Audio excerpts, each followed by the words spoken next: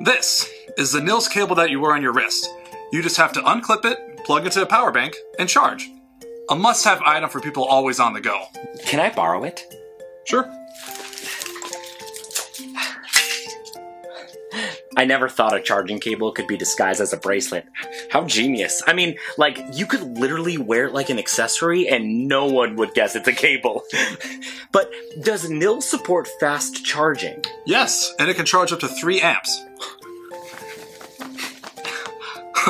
It's not easy to get loose either. Oh, of course not. It has a magnet on it to make sure that it stays firmly on your wrist. Can I keep it? No. If you want one for yourself, you can get it off Kickstarter.